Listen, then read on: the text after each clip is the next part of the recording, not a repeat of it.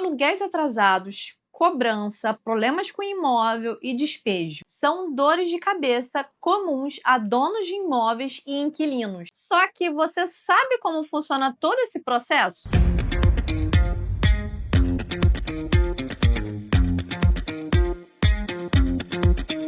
Sou Cássia Clésio, advogada especialista no mercado imobiliário, e aqui no canal do YouTube você vai ver várias informações dos bastidores do mercado jurídico e imobiliário. No vídeo de hoje vou trazer um pouquinho de como funciona justamente essa relação entre o dono do imóvel, o locador, e o inquilino locatário, justamente para a organização dessas questões que acontecem durante o aluguel. Muitas pessoas não sabem como funciona esse processo, acabam deixando acontecer, não ou se organizam, não se direcionam, não procuram uma assessoria jurídica, e isso acaba afetando uma bola de neve de problemas. Dentro da lei do inquilinato, ali especificamente, nós temos a descrição de direitos e deveres, tanto do dono do imóvel, que é o locador, quanto do locatário, que é o inquilino. Então, ali dentro, nós temos várias informações do que cada um deve fazer e é responsável. Além disso, nós temos o contrato de locação, o contrato de aluguel, que traz especificamente para aquela relação quais são as regras definidas. Mas é claro que elas são complementares à legislação, à lei do inquilinato. Não pode ser algo contraditório, senão isso se tornaria um contrato leonino, um contrato com cláusulas nulas, efetivamente. Basicamente, nós temos a lei de locações, que é a lei do inquilinato, que traz todas essas responsabilidades, o contrato de locação, mas aqui eu trago mais um ponto importante, que eu vejo que, maioria das vezes, o corretor, a imobiliária que administra esse imóvel, ou até mesmo o proprietário que está ali sozinho fazendo essa administração, acaba pecando em muito, que é a falta do termo de vistoria inicial. Além de acontecer as regras que acontecem na lei do inquilinato, tão quanto o contrato, nós temos a necessidade do documento complementar, que é o termo de vistoria, essa análise de qual é o estado do imóvel. Muitas das vezes esse documento não é analisado efetivamente nem pelo dono do imóvel, nem pelo corretor imobiliário que estiver administrando, nem pelo inquilino. Isso causa dores de cabeça lá na frente, porque se acontecer algum tipo de modificação ou problema nesse curso do caminho, acaba que não se consegue comprovar quem é o responsável, não consegue definir as responsabilidades de pagamento, de manutenção. Por isso que é importante ter esse termo de vistoria inicial detalhado e assinado por todas as partes que estiverem ali presentes. Então, esse termo de vistoria, gente, precisa ser completo. Fotos, descrições dos cômodos, descrições de objetos, descrições de informações visuais. Isso porque no curso da locação nós temos várias alterações por conta do uso do imóvel. E ali precisa com que tenha essas informações, já que uma das obrigações do inquilino é trazer com que o imóvel esteja conforme trouxe no início da locação. Para ele ter essa noção do que ele precisa fazer, ele precisa ter um parâmetro, que é esse parâmetro inicial do termo de vistoria. Se nós não temos esse documento, tudo fica muito solto. Agora que eu já trouxe algumas ferramentas importantes para o início da locação e essa organização do imóvel, vou trazer alguns problemas que podem vir a acontecer no curso dessa locação. Nós temos as responsabilidades definidas para os dois lados. Uma delas, fundamental, é justamente a organização das benfeitorias necessárias, as benfeitorias estruturais. Basicamente, o proprietário, o dono do imóvel, é responsável unicamente pelas estruturais. Isso é uma certeza, tá? Porque a legislação já traz isso. Tanto a lei do inquilinato, quanto até o próprio Código Civil. Eu já vi várias situações que aconteceu algum tipo de problema estrutural, queda de teto, infiltração, problemas de encanamento, problemas de fiação, problemas de questões que aconteçam em relação à estrutura do imóvel, é de responsabilidade do proprietário. Então, se isso aconteceu, ele precisa ou realizar essa manutenção, esse reajuste, fazer essa obra, ou dar o dinheiro para o inquilino fazer essa obra. Porque muitas das vezes se procura um profissional que não tem a qualificação técnica, isso acaba sendo uma questão de tampar o sol com a peneira. Além dessas benfeitorias estruturais, nós temos também as benfeitorias necessárias e as voluptuárias. Muitas das vezes é um objeto que aconteceu por conta do uso contínuo, que aí vai precisar trocar, vai precisar fazer manutenção. E aí, quando é uma situação mais pontual por conta do uso, especificamente, acaba sendo responsabilidade do inquilino. E a falta, gente, dessa manutenção periódica pode ser que se torne um problema pior.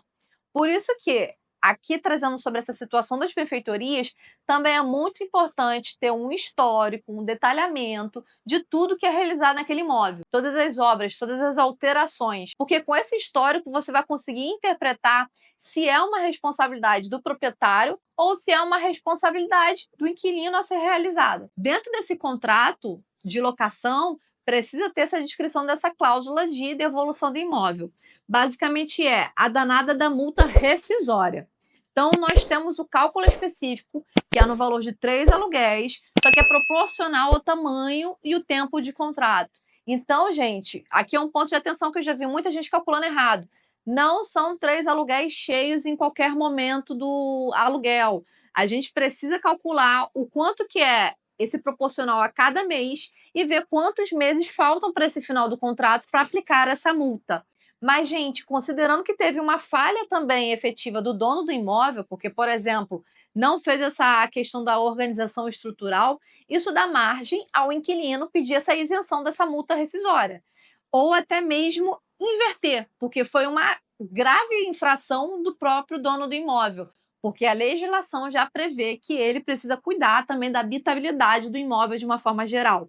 Então, são situações que, dependendo do tipo de ferramenta que nós temos, pode afetar essa organização de como que vai se resolver esse conflito. Por isso que a negociação é a primeira porta. Verificar os documentos que nós temos, o histórico do imóvel e verificar uma negociação que seja de forma amigável, para se resolver isso de forma mais rápida.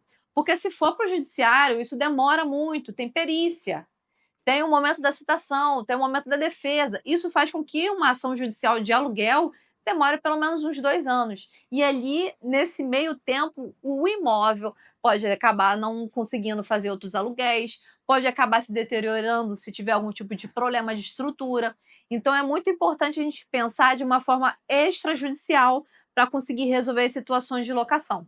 O grande ponto também é o acompanhamento de início e final de locação, para a gente comparar esse imóvel. Então, precisa ter o termo de vistoria inicial, o termo de vistoria final, para verificar se esse imóvel realmente está no mesmo estado, se ele foi organizado durante esse tempo da locação. E se não foi, se for uma pendência, esse valor, essa manutenção precisa ser trazida para o inquilino. E aqui eu vou trazer uma situação muito importante, que é o atraso dos aluguéis ou até mesmo a falta de pagamento do aluguel. Isso é uma dor de cabeça que muitos donos de imóveis possuem, justamente por conta do acúmulo dessas dívidas. Muitas das vezes esse proprietário tem esse valor do aluguel como sua renda. Então pensa só, parou de receber a renda, que seria do aluguel, para justamente pagar suas próprias contas. Isso se torna um problema também. Então, como cobrar esses aluguéis? A primeira forma é basicamente a negociação. Notifica o inquilino, avisa para ele, amigavelmente dá um prazo para pagamento. Então, olha só, fulano, você tem prazo de não sei quantos dias para fazer esse pagamento. E é claro, se ele não pagar, não te responder, você já faz uma cobrança formal, já incluindo juros e multa, que são pré-definidos em contrato. Então, aqui essa notificação formal é a notificação extrajudicial. Por que é importante essa notificação, Cássia? Principalmente porque é a forma de organizar o pedido jurídico, para que tenha uma consciência de que existe essa situação em aberto, justamente para organizar isso tudo, para se necessariamente precisar de uma ação judicial, seja de cobrança de aluguel, seja de despejo, que é retirar dessa pessoa do imóvel por conta dessa falha contratual. Então, nós temos basicamente a notificação extrajudicial para ser uma forma de cobrar mais uma vez, dando um prazo, incluindo juros e multa. Inquilino não respondeu, não fez negociação, continuou no imóvel, aí você pode partir para o despejo por falta de pagamento, que é uma das formas de despejo. Nós temos várias formas de despejo, tá? E é importante você avaliar, dependendo do tipo de situação que acontece. E ali, quando você for fazer essa cobrança dos aluguéis, você pode fazer tanto numa ação em conjunto, um despejo com cobrança, ou pode fazer um despejo e uma execução extrajudicial em paralelo. Você entra com uma ação judicial, que é justamente um processo mais rápido, que é essa execução, porque já chega direto nas contas desse inquilino para cobrança dos aluguéis, enquanto você pede o imóvel de volta dentro da ação de despejo. Então, nós temos essas ferramentas justamente como a última forma. Por quê? Nós temos as custas judiciais a serem pagas para essa entrada dessa ação. Nós temos também o tempo que se demora a ter esse andamento, os honorários também do próprio advogado que vai fazer todo esse acompanhamento, seja da ação judicial efetiva, que é a cobrança, ou a execução, ou até mesmo o despejo. Por isso que a negociação e a notificação extrajudicial são as melhores formas de organização dentro da alocação, dentro do aluguel. Por quê? Quanto mais rápido se resolver de forma amigável, vai ser melhor para se liberar o imóvel para um próximo inquilino, para continuar gerando renda. Agora, em uma ação judicial, pode ser que esse imóvel fique paralisado. E aí isso se demora ainda mais para se tornar uma nova renda. E aí, agora você está se sentindo mais seguro para lidar com aluguéis? Lidar com situações da locação? Isso aqui vale, gente, tanto para quem é aluguel residencial quanto aluguel comercial. Nós temos algumas peculiaridades sobre a parte do ponto comercial, mas também é fundamental para você. Então, se você quer ter mais vídeos sobre aluguel, sobre despejo, sobre essas situações aqui, comenta aqui embaixo, curte e compartilha esse vídeo com mais pessoas.